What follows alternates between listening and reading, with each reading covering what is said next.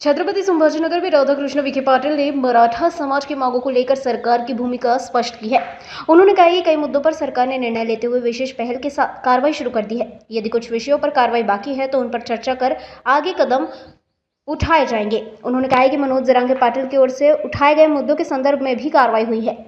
कहीं कोई अड़चन या त्रुटि दिखाई देती है तो उसे दूर करने का प्रयास किया जाएगा। हैदराबाद गजटियर लागू करने की प्रक्रिया फिलहाल न्यायालय में चल रही है। कोई नया मुद्दा सामने आता है तो उसमें कानूनी अड़चन है या नहीं, इसकी जांच की जाएगी। सातारा और कोल्हापुर गजट को लेकर वकीलों की राय मिलने के बाद आगे का निर्णय लिया जाएगा। साथ ही उन्होंने स्पष्ट किया है कि सरकार के भीतर कोई मतभेद नहीं है और सभी फैसले मिलकर लिए जाएंगे। मुख्यमंत्री महोदयांनी याच्यामध्ये मागच्याच वेळी मागच्या काळात विशेष पुढाकार घेऊन कार्यवाही सुरू झालेली आहे। आम्ही त्याच्याशी चर्चा करणार आहोत।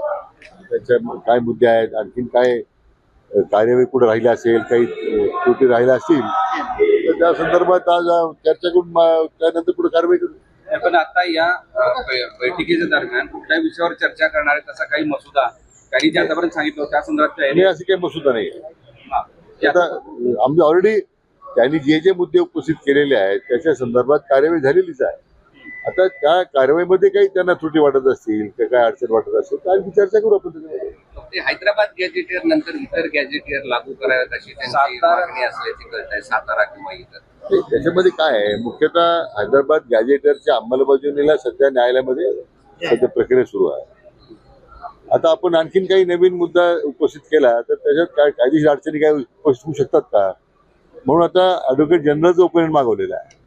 ॲडव्होकेट जनरलचं जर ओपिनियन जे आलं, मला वाटतं आम्ही आता ते त्यांच्यात प्रस्ताव पाठवलाय विचारार्थ की सातारा गॅजेट असेल किंवा कोल्हापूर गॅजेट असेल या संदर्भात आपण काय कारवाई करण्याबद्दल काय पुढाकार काय केलं पाहिजे असताना ते एकदा ॲडव्होकेट जनरलचं ओपिनियन आलं की कारवाई करू।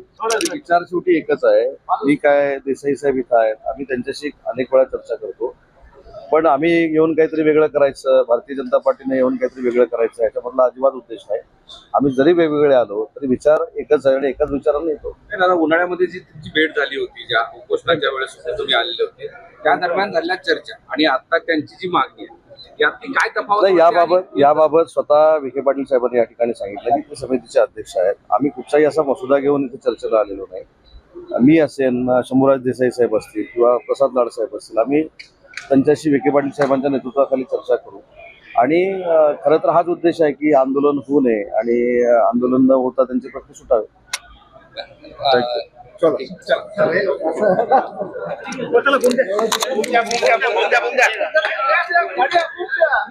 बंद कर पुढे जा, वेळ मिळाली।